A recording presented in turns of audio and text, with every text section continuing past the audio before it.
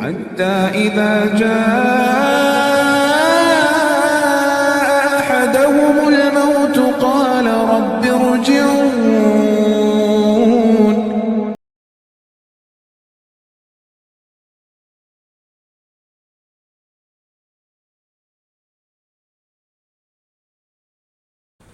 جزاک اللہ خیر. بڑی اہم باتیں ہمارے سامنے حافظ قاری شیخ زبیر عالم صاحب استاد شعبہ حفظ مدد سے خزاں ان کے ذریعے آئی ہیں. اللہ تعالیٰ ہم سب کو اس پر عمل کی توفیق عطا فرمائے. میں آج کے اس اجلاس کی کارروائی کو آگے بڑھاتے ہوئے چند باتیں اور گزارشات ہیں جو آپ کے سامنے عرض کرنا ضروری سمجھتا ہوں. سب سے پہلی بات تو یہ ہے کہ یہ قرآن اللہ کا کلام ہے. یہ اللہ کی کتاب ہے, یہ اللہ کا کلام ہے, یہ اللہ کی ذات عالی سے نکلی ہوئی بات ہے. اس قرآن کے اندر اللہ کی مرضی اور اس کی ناراضگی ہے کہ اللہ کن چیزوں سے راضی ہوتے ہیں اور کن چیزوں سے ناراض ہوتے ہیں. اس میں احکامات الہی ہیں. اللہ اپنے بندوں کو آرڈر دیتے ہیں, احکامات دیتے ہیں, اور یہ قرآن ہمارے لیے دستور زندگی ہے, ایک دستور حیات ہے, ایک نظام حیات ہے. اللہ تعالیٰ نے تعلیم کی اہمیت کو واضح کیا ہے, اور جس وقت میں غار حرا میں قرآن کریم کا نزول ہو رہا تھا, سب سے پہلی وحی جو نازل ہوئی وہ اقرأ باسم ربک الذی خلق, پڑھنے کا حکم دیا گیا ہے. اور یہ بتایا گیا ہے کہ علم کی کیا اہمیت ہوتی ہے, اور علم کی اہمیت کی بنیاد پر انسان کے مقام کو بلند کیا گیا ہے. جس وقت میں اللہ تعالیٰ نے فرشتوں سے کہا تھا وَإِذْ قَالَ رَبُّكَ لِلْمَلَائِكَةِ إِنِّي جَاعِلٌ فِي الْأَرْضِ خَلِيفَةً, فرشتوں میں دنیا کے اندر انسان کو اپنا نائب اور خلیفہ بنا کر بھیجنے والا ہوں. قَالُوا أَتَجْعَلُ فِيهَا مَن يُفْسِدُ فِيهَا وَيَسْفِكُ الدِّمَاءَ وَنَحْنُ نُسَبِّحُ بِحَمْدِكَ وَنُقَدِّسُ لَكَ. فرشتوں نے اس بات کا اعتراض کیا کہ اے اللہ, ہمارے رہتے ہوئے کسی اور مخلوق کی کیا ضرورت ہے؟ اگر تو یہ چاہتا ہے کہ تیری حمد و ثنا میں تیری اگر کچھ اضافہ ہو جائے تو اور فرشتے پیدا کر دے, یا پھر ہم کو اور اس میں ہماری جو عبادت ہے اس میں اور اضافہ کروا دے. اللہ تعالیٰ نے فرمایا کہ فرشتوں تم اس چیز کو نہیں جانتے جس کو میں جانتا ہوں. اور پھر اس کے بعد اللہ تعالیٰ نے فرشتوں کا مقابلہ آدم سے کروایا علم کے ذریعے, علم کا مقابلہ. اور اللہ نے قرآن کریم کے اندر ارشاد فرمایا کہ ہم نے آدم کو سارے چیزیں سکھا دی جو فرشتے نہیں جانتے تھے, اور پھر آدم کے علم سے فرشتوں کے علم کا مقابلہ ہوا تو آدم علیہ السلام کی جیت ہو گئی, اور ساری چیزیں آدم علیہ السلام نے بتا دیا, اور فرشتے وہ چیزیں نہیں بتا سکتے. گویا کہ علم کی بنیاد پر انسان کو اٹھایا گیا ہے, اس کے مقام کو بتایا گیا ہے, اور اسی وجہ سے انسان کو ساری مخلوقات کے اندر اشرف اور اعلیٰ بنایا. وَلَقَدْ كَرَّمْنَا بَنِي آدَمَ, اکرام کا تاج اس کے سر پہ پہنایا گیا, اس کو مکرم بنایا گیا علم کی بنیاد پر. اور نبی کریم صلی اللہ علیہ وسلم کے پاس بھی علم کی بڑی اہمیت تھی. علم کی اہمیت تھی, اسی لیے تو جنگ بدر کا وہ مشہور واقعہ کہ جب جنگ ختم ہو جاتی تو دو چیزیں ہوتی ہیں جو قید ہو جاتے ہیں, یا تو ان کا قتل ہو جاتا ہے, یا تو ان کی گردن مار دی جاتی ہے, یا تو پھر وہ تاوان دے کر اپنی گردنوں کو آزاد کروا. تیسرا اور کوئی راستہ نہیں ہوگا. لیکن جنگ بدر کا وہ مشہور اور معروف واقعہ اور تا قیامت تک کے لیے انسان کے لیے ایک سبق آموز واقعہ بن گیا.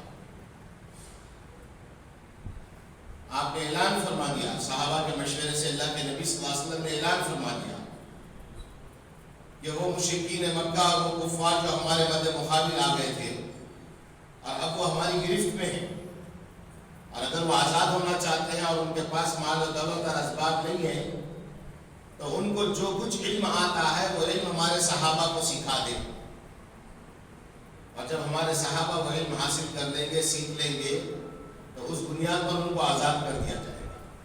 یہ کوئی معمولی بات نہیں ہے کہ دشمن کو آزاد کر دیا جائے اور چھوڑ دیا جائے، علم کی بنیاد کے اوپر ان کو آزاد کر دیا جائے۔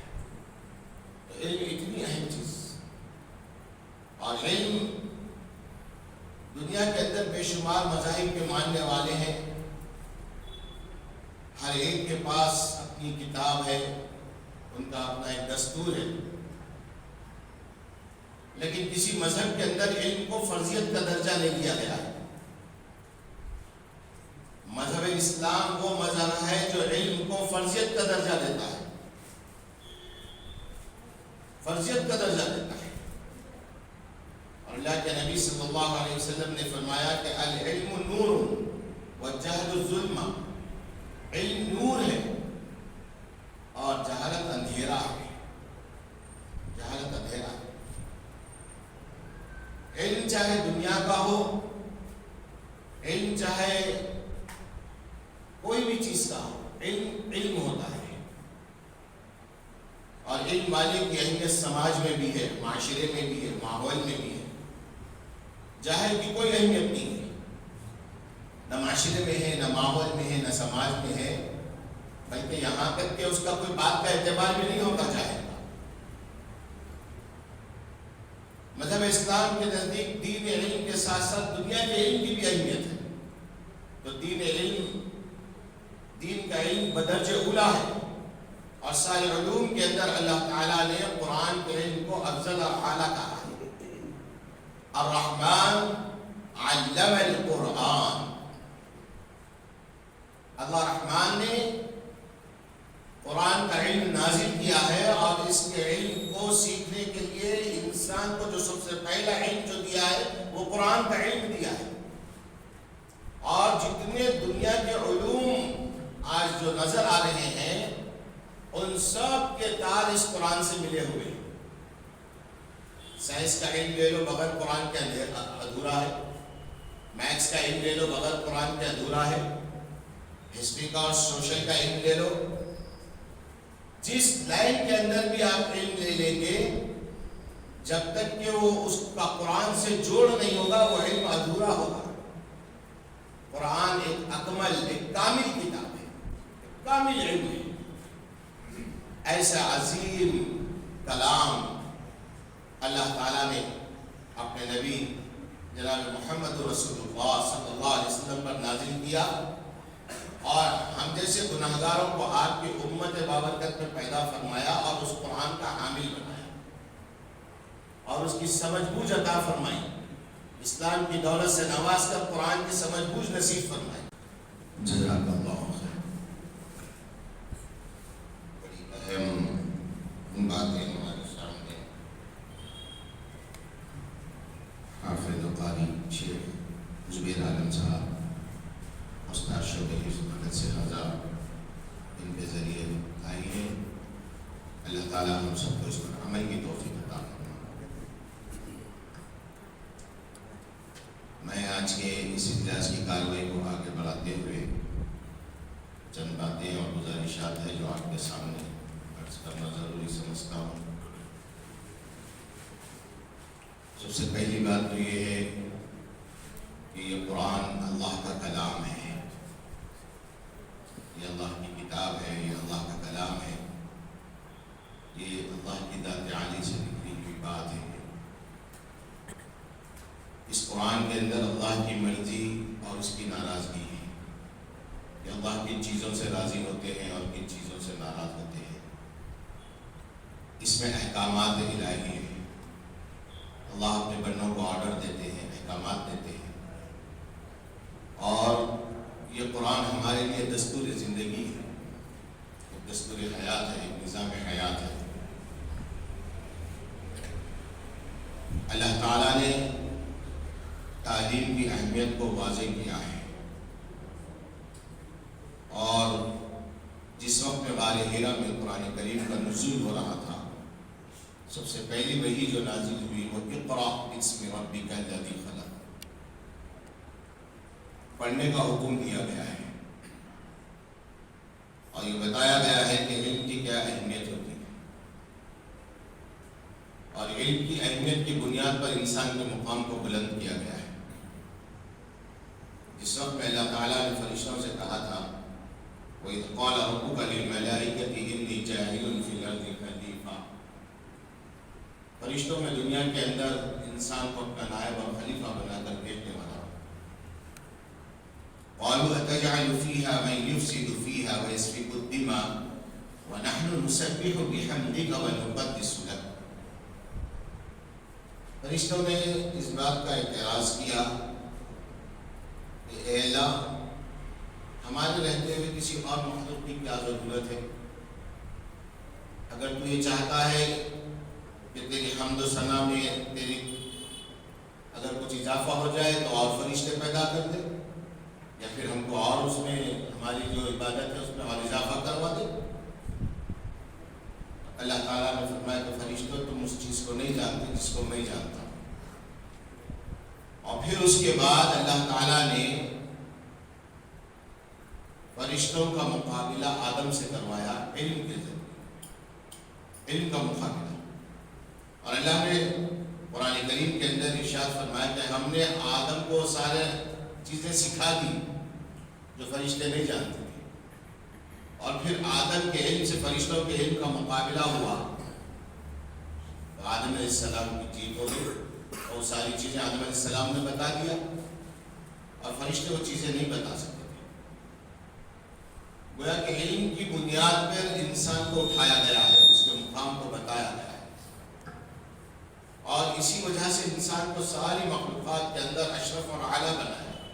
وَلَقَدْ كَرَّمْنَا بَنِي آدم، اکرام کا تاج اس کے سر پہ پہنایا گیا، اس کو مکرم بنایا گیا علم کی بنیاد پر۔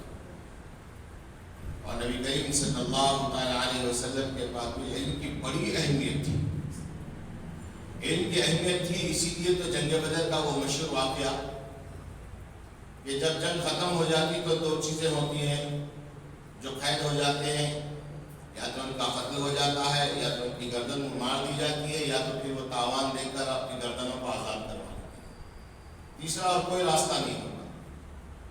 لیکن جنگ بدر کا وہ مشہور اور معروف واقعہ اور تا قیامت تک کے لیے انسان کے لیے ایک سبق آموز واقعہ بن گیا۔ آپ نے اعلان فرما دیا، صحابہ کے مشورے سے اللہ کے نبی صلی اللہ علیہ وسلم نے اعلان فرما دیا کہ وہ مشرکین مکہ اور وہ کفار جو ہمارے مد مقابل آ گئے تھے اور اب وہ ہماری گرفت میں ہیں، اور اگر وہ آزاد ہونا چاہتے ہیں اور ان کے پاس مال و دولت اور اسباب نہیں ہے تو ان کو جو کچھ علم آتا ہے وہ علم ہمارے صحابہ کو سکھا دیں، اور جب ہمارے صحابہ وہ علم حاصل کر لیں گے، سیکھ لیں گے، تو اس بنیاد پر ان کو آزاد کر دیا جائے گا۔ یہ کوئی معمولی بات نہیں ہے کہ دشمن کو آزاد کر دیا جائے اور چھوڑ دیا جائے، علم کی بنیاد کے اوپر ان کو آزاد کر دیا جائے۔ تو علم اتنی اہم چیز، اور علم دنیا کے اندر بے شمار مذاہب کے ماننے والے ہیں، ہر ایک کے پاس اپنی کتاب ہے، ان کا اپنا ایک دستور ہے، لیکن کسی مذہب کے اندر علم کو فرضیت کا درجہ نہیں دیا گیا ہے۔ مذہب اسلام وہ مذہب ہے جو علم کو فرضیت کا درجہ دیتا ہے، فرضیت کا درجہ دیتا ہے۔ اور اللہ کے نبی صلی اللہ علیہ وسلم نے فرمایا کہ العلم نور والجہل ظلم، علم نور ہے اور جہالت اندھیرا ہے، جہالت اندھیرا ہے۔ علم چاہے دنیا کا ہو، علم چاہے کوئی بھی چیز کا ہو، علم علم ہوتا ہے، اور علم والے کی اہمیت سماج میں بھی ہے، معاشرے میں بھی ہے، ماحول میں بھی ہے۔ جاہل کی کوئی اہمیت نہیں ہے، نہ معاشرے میں ہے، نہ ماحول میں ہے، نہ سماج میں ہے، بلکہ یہاں تک کہ اس کا کوئی بات کا اعتبار بھی نہیں ہوتا جاہل کا۔ مذہب اسلام کے نزدیک دین علم کے ساتھ ساتھ دنیا کے علم کی بھی اہمیت ہے. تو دین کا علم بدرجہ اولا ہے، اور سارے علوم کے اندر اللہ تعالیٰ نے قرآن کے علم کو افضل اور اعلیٰ کہا ہے. الرحمن علم القرآن، اللہ رحمان نے قرآن کا علم نازل کیا ہے، اور اس کے علم کو سیکھنے کے لیے انسان کو جو سب سے پہلا علم جو دیا ہے وہ قرآن کا علم دیا ہے. اور جتنے دنیا کے علوم آج جو نظر آ رہے ہیں ان سب کے تار اس قرآن سے ملے ہوئے ہیں. سائنس کا علم لے لو بغیر قرآن کے ادھورا ہے، میتھس کا علم لے لو بغیر قرآن کے ادھورا ہے، ہسٹری کا اور سوشل کا علم لے لو، جس لائن کے اندر بھی آپ علم لے لیں گے جب تک کہ وہ اس کا قرآن سے جوڑ نہیں ہوگا وہ علم ادھورا ہوگا. قرآن ایک اکمل، ایک کامل کتاب ہے، ایک کامل علم ہے. ایسا عظیم کلام اللہ تعالیٰ نے اپنے نبی جناب محمد رسول اللہ صلی اللہ علیہ وسلم پر نازل کیا، اور ہم جیسے گناہگاروں کو آپ کی امت بابرکت میں پیدا فرمایا، اور اس قرآن کا حامل بنایا، اور اس کی سمجھ بوجھ عطا فرمائی. اسلام کی دولت سے نواز کر قرآن کی سمجھ بوجھ نصیب فرمائی.